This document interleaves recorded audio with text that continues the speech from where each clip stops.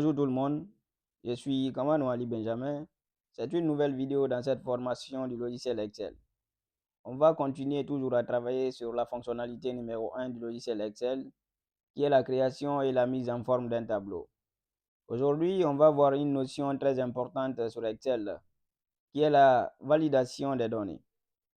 La validation des données permet de verrouiller certaines cellules afin de n'accepter l'utilisation de certaines valeurs dans la cellule. Cela est très pratique si par exemple la cellule doit contenir un type de valeur en particulier ou si la cellule est utilisée dans une formule par la suite. En ce qui concerne la validation des données dans cette vidéo, on va voir comment contrôler la longueur du test, comment contrôler la saisie des nombres, comment contrôler et valider les dates, comment créer une liste qui contient l'ensemble des éléments et par la fin, on va voir comment personnaliser le message qui sera affiché lorsque l'utilisateur fait la saisie d'une mauvaise valeur ou d'une mauvaise donnée. Dans un premier temps, supposons que ce tableau contient les données d'un étudiant. La première colonne, c'est le numéro de l'étudiant. On sait bien que lorsqu'on parle de numéro de l'étudiant, on parle de nombre entier et positif. C'est-à-dire qu'on ne peut pas avoir des valeurs qui contiennent de la virgule ou du test et aussi avec un signe moins.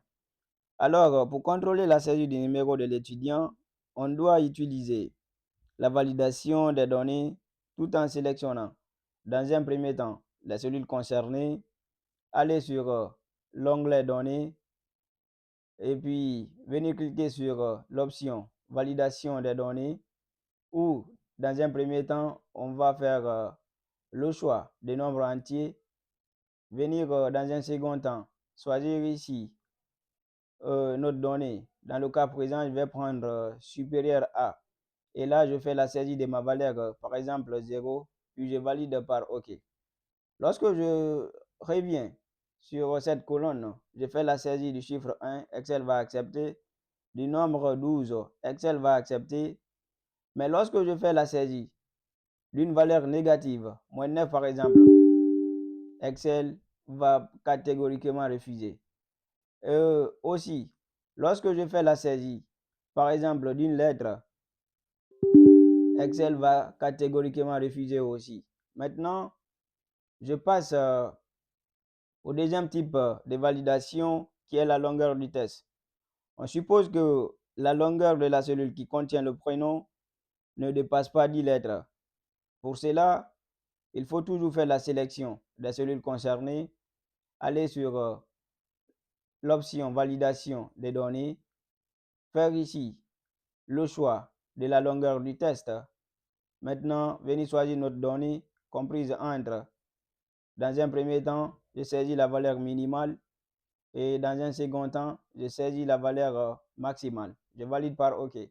Lorsque je reviens ici, je fais la saisie du prénom Ali.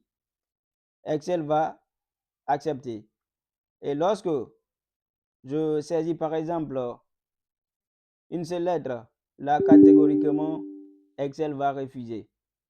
Et par la suite, lorsque je fais la saisie d'un nom qui dépasse 10 caractères, Excel va catégoriquement refuser. Jusque-là, on a vu le contrôle de la saisie des nombres et le contrôle de la longueur du test. Maintenant, on va voir le type date. Lorsqu'on veut par exemple autoriser la saisie des dates, il faut toujours faire la sélection des cellules concernées, aller sur l'option validation des données ou dans un premier temps, on va choisir la date. Dans un second temps, venir choisir ici notre principe. Et maintenant, dans le cas présent, je vais par exemple faire la saisie d'une date de début qui est le 12 deuxième mois 2004. Par exemple, dans un second temps, une date de fin qui est le 18 premier mois 2025. Puis je valide par OK. Lorsque je reviens ici, et que je fais la saisie d'une date qui est comprise entre ces deux dates, Excel va autoriser. Par exemple, la date du 12 troisième mois 2006, je valide par OK, Excel a autorisé.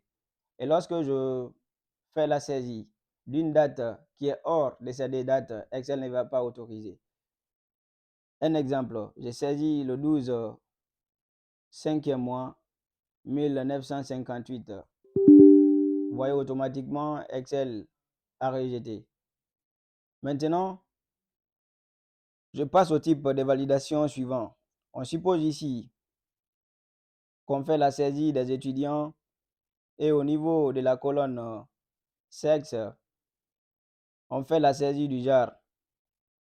Pour ajouter une liste déroulante sur Excel, il faut tout d'abord faire la sélection des cellules concernées, aller sur l'option validation des données, où on va faire ou bien autoriser dans un premier temps les listes.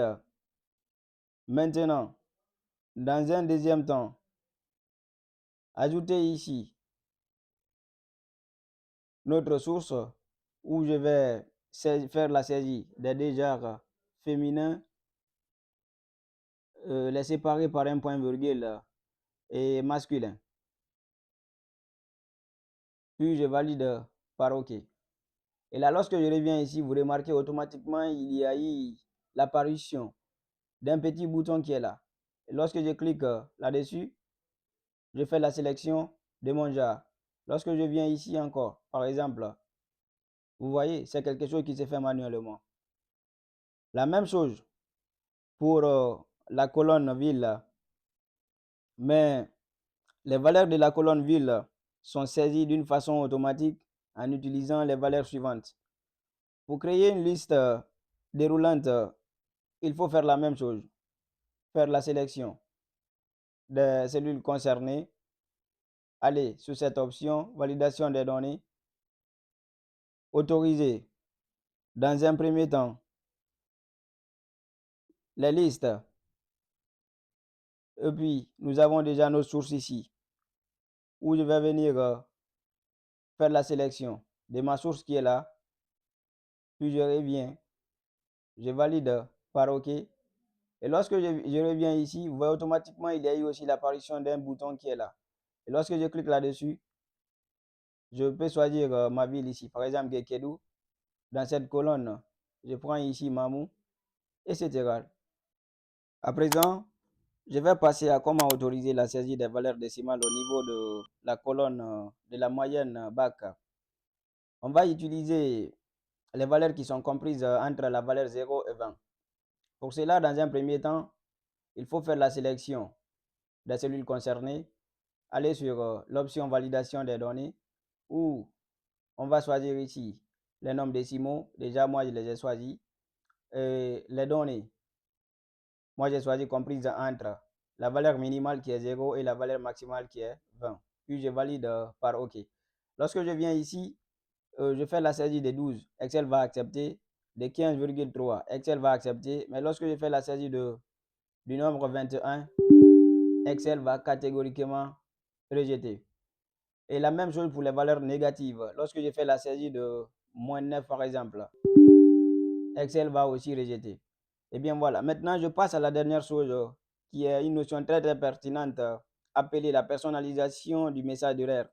Pour cela, je vais me focaliser sur la colonne du numéro de l'étudiant où dans un premier temps, je vais faire la sélection des cellules concernées, aller sur cette option, validation des données, cette fois-ci venir sur cette option où je vais choisir ici et mon style. Moi, par exemple, je vais choisir information. Maintenant, mon titre, stop. Et mon message d'erreur, incorrect. Puis je valide par OK. Lorsque je viens ici et saisir, par exemple, une valeur négative, parce qu'au début, on avait dit quoi? Que le numéro est toujours ici un entier. Voilà, un nombre entier, c'est-à-dire un nombre qui ne contient pas de la virgule et aussi qui n'a pas, disons, de signe moins. Donc, quand je saisis le nombre 14, Excel va accepter. Mais lorsque je saisis -5, vous voyez, directement, j'ai ici quoi? Stop, incorrect. Donc, je prends ici annuler. Une dernière notion très importante aussi, avec la validation des données, c'est que Excel nous permet d'ajouter un message d'indication, par exemple, pour saisir une valeur entière. Pour cela, je fais d'abord la sélection des données dans un premier temps. Je viens sous cette option. Maintenant, venir sous cette option et puis je fais la saisie de mon titre ici que je vais nommer indication. Indication. Et puis mon message d'erreur ici, je vais dire ici valeur incorrecte. Par exemple, valeur incorrecte. Incorrecte. Maintenant, je valide par OK. Lorsque je viens ici, par exemple, vous voyez, lorsque je clique seulement sur une cellule, j'ai ça ici, indication, valeur incorrecte. Donc, si cette vidéo vous a plu, n'oubliez pas de vous abonner, de liker et de la partager. Merci et à la prochaine.